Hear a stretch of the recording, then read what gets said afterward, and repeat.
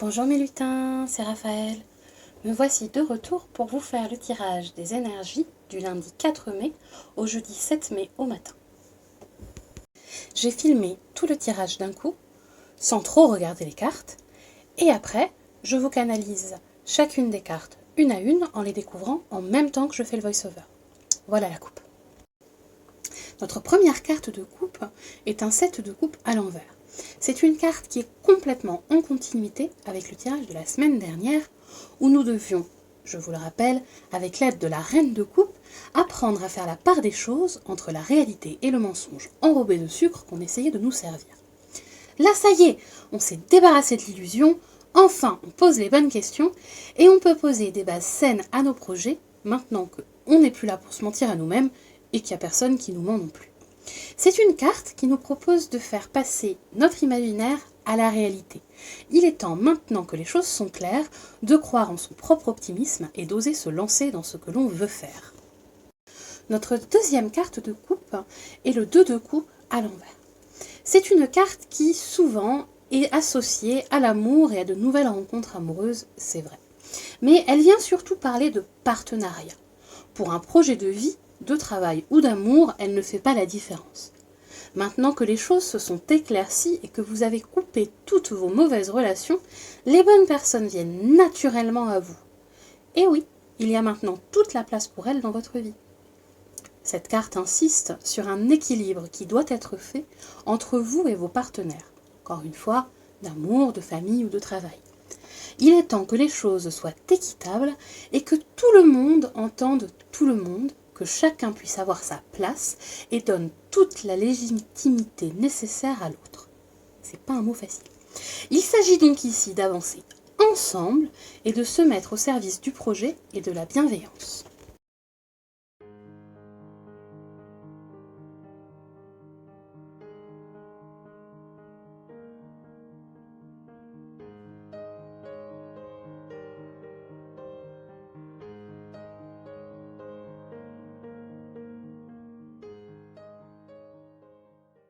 Découvrons maintenant ensemble notre tirage.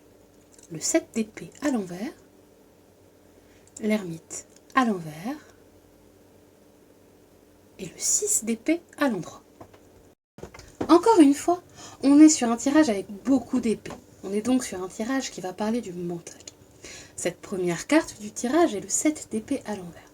Et c'est encore une carte qui nous parle de faire éclater un mensonge au grand jour. Que ce soit vous qui enfin laissiez tomber le voile de ce qui vous pèse ou quelqu'un d'autre, les choses sortent et l'énergie s'éclaircit. C'est un mensonge en tout cas que la personne responsable essaye de dissimuler depuis un moment. Elle va s'embrouiller dans ses explications, se mélanger dans ses versions du mensonge et sera, si tout va bien comme prévu, obligée de faire face à la vérité. Dans l'énergie actuelle, il vaut mieux dire les choses avec sincérité et faire face aux conséquences tout de suite, car les mensonges nous retombent très vite dessus. La seconde carte est le 9, l'ermite à l'envers. Avec l'ermite à l'envers, on sent que la solitude vous pèse. On rentre dans une des possibles dernières semaines du confinement, suivant l'endroit où vous vous trouvez en France. C'est donc une des dernières lignes droites et elle vous paraît très longue. Il va falloir, pour que ce soit un peu moins pesant, prendre un petit peu de recul. Il est l'heure pour vous d'apprendre à réfléchir au chemin que vous avez parcouru et de façon positive. C'est-à-dire regarder là où vous étiez il y a quelques mois et regarder tout ce que vous avez fait pour vous-même dans votre évolution personnelle maintenant. Parce que là, vous avez la tête dans le brouillard. Et c'est compliqué de réfléchir, c'est compliqué de prévoir, etc. Donc il va falloir préparer la suite en douceur. C'est une carte aussi qui, comme par hasard, vient nous parler de dissimulation d'informations. Il est donc important, encore une fois, de prendre du recul sur les éléments de votre vie et de les regarder en mettant à plat tout et de faire vos choix dans ce que vous pensez être réel avec votre intuition. La carte suivante est le 6 d'épée. C'est en général une carte qui va nous parler de voyage, de route, de chemin que l'on a emprunté. C'est aussi une carte qui nous demande de prendre du recul. Comme par hasard, toutes les cartes sont toujours liées. Elle nous parle de dépasser un conflit pour rétablir la paix. Et pour ça, il faut s'y prendre d'une nouvelle façon. Voyez comme en coupe, on nous a parlé de prendre le temps de voir tous les points de vue de l'autre. Eh bien, cette carte-ci nous dit la même chose. Il est aussi temps de faire réellement le deuil de ce qu'on laisse derrière soi. Cela veut dire dans cette situation que vous ne pouvez pas reprendre vos anciennes habitudes de communication. Jusqu'à présent, les choses étaient biaisées. On vous a menti, on vous a manipulé, et c'est dur de ne pas mettre en place les réflexes de survie que l'on a développés au fil des années de mauvaises relations. Or, c'est ce dont on a besoin pour reconstruire des échanges sains autour de soi. Il faut donc apprendre à faire confiance à votre instinct et à vos partenaires de travail. Si les choses sont dites avec clarté et vérité, vous pouvez tout accomplir ensemble. Prenez le large de vos anciennes attitudes face aux autres.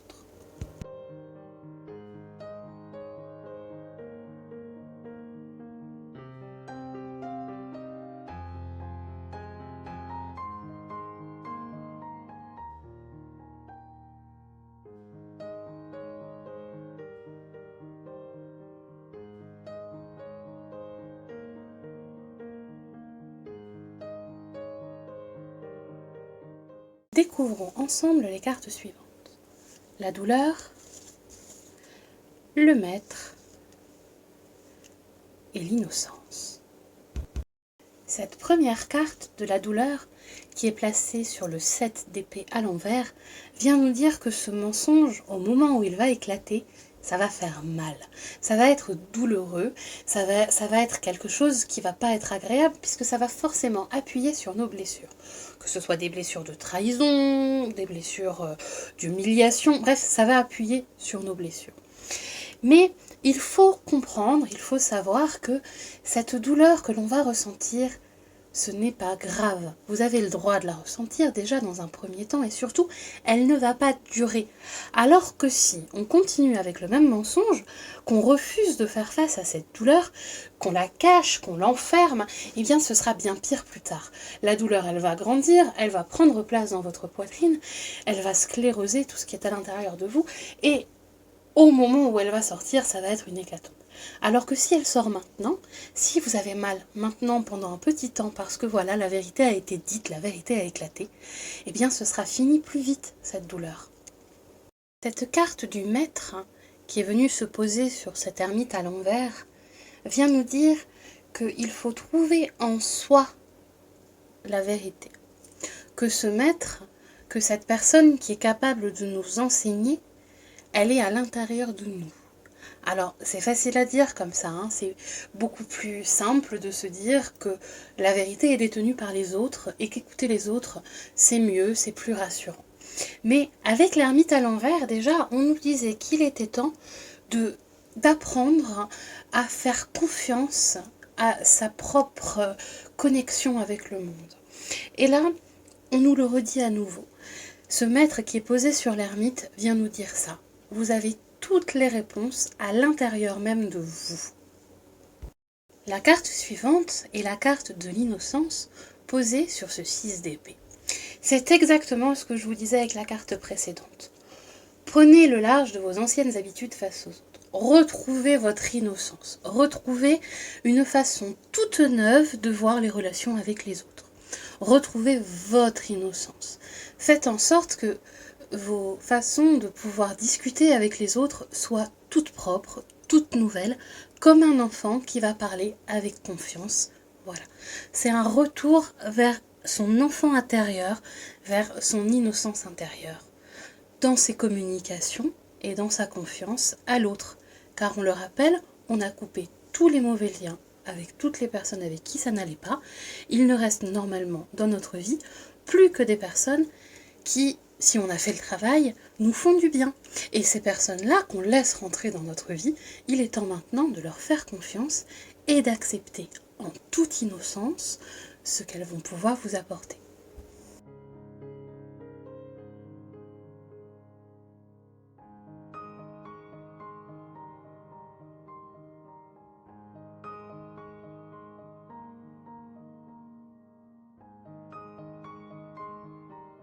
Découvrons ensemble le tirage du Béline.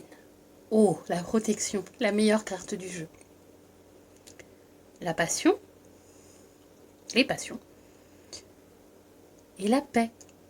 Ce tirage est bien mieux que celui de la semaine dernière. Vraiment mieux, j'en suis très contente, ça fait du bien. Vous voyez cette merveilleuse petite carte bleue? C'est la carte de la protection. C'est la carte ultime du Bélier. C'est la carte qui vient vous dire que vous avez l'avantage sur tous et toutes les situations et que vous êtes protégé par le divin. Voyez, elle tombe sur cette fameuse douleur, sur ces mensonges qui font mal et qu'on vous dit qu'il faut lâcher ces mensonges tout de suite, que ça fera mal un peu mais que ça fera pas mal longtemps. Et bien voilà, avec cette carte de la protection, cette carte bleue, cette merveilleuse carte, c'est bon, vous êtes tranquille, vous le savez maintenant, vous êtes protégé. La douleur, certes, elle sera là, mais elle fera beaucoup moins mal que ce que vous pensiez. Elle vous fait très peur, c'est pour ça que vous refusez d'aller regarder au-delà du mensonge, qu'il soit à vous ou pas à vous ce mensonge. Mais en vérité, vous êtes protégé par le divin, il ne peut rien vous arriver de trop grave. Cette douleur, elle ne durera pas. La carte suivante est la carte des passions. Donc, comme je vous l'ai dit tout à l'heure, il est temps de prendre du recul sur tout ce que vous avez vécu jusqu'à présent, sur vos relations avec les autres, sur toutes ces choses-là, et de comprendre que vous êtes votre propre maître et que vous avez le droit de faire ce qu'il vous plaît, les choses qui vous font du bien avec les personnes qui vous aiment et qui vous aident. Il est temps maintenant de prendre en compte toutes ces choses que vous avez envie de faire et qui font du bien autour de vous et à vous-même, et de les mettre en route tout simplement. Vous n'avez pas besoin de l'opinion des autres pour savoir si c'est suffisamment bien ce que vous faites. Vous avez juste besoin de votre boussole interne et de votre instinct.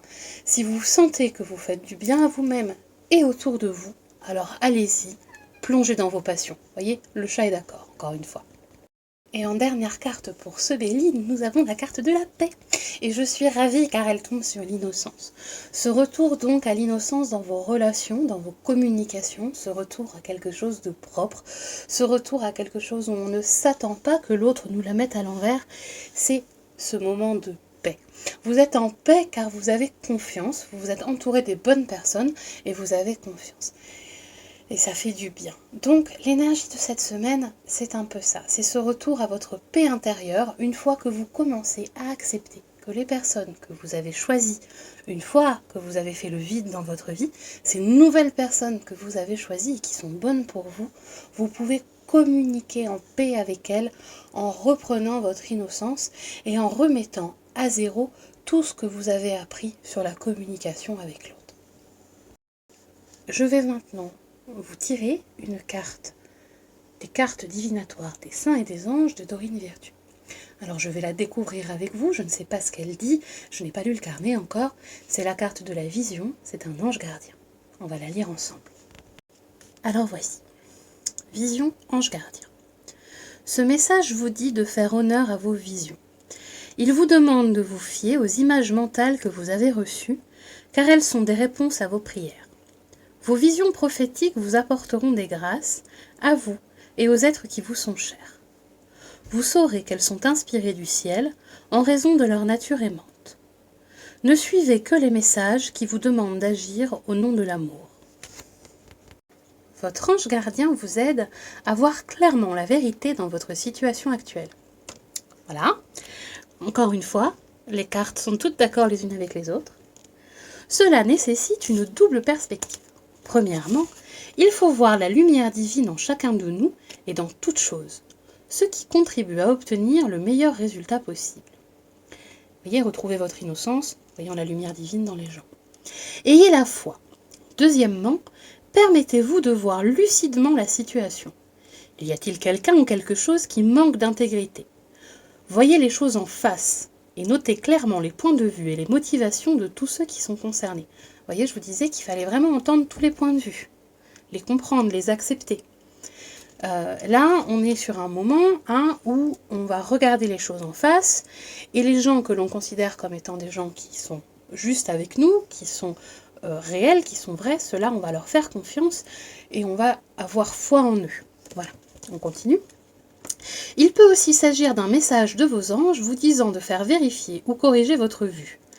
La prière peut aider en guérissant votre vue, ainsi qu'en vous conduisant au meilleur optométriste, alors je ne savais pas que c'était un mot, ou autre spécialiste de la vue. Vos anges enveloppent de lumière votre vue, de même que vos visions inspirées de Dieu. Regardez à travers leurs yeux et vous verrez le meilleur en vous et dans la vie elle-même. Voilà mes lutins, c'est la fin de ce tirage. Je vous rappelle que si vous avez très envie d'une voyance, vous pouvez me retrouver, donc Raphaël, ainsi que Elena et Marianne, qui sont les deux autres voyances qui travaillent à la boutique Witches Shop sur witches-shop.fr pour prendre des rendez-vous téléphoniques. Aussi, pensez à venir nous retrouver sur le forum qui démarre vraiment doucement, tranquillement, mais c'est le meilleur moyen de former une petite communauté tranquille où on peut poser des questions à cœur ouvert. N'oubliez pas, si vous avez aimé et que cette vidéo vous a fait du bien, de la partager aux personnes à qui ça pourrait aussi faire du bien. Et voilà, à bientôt!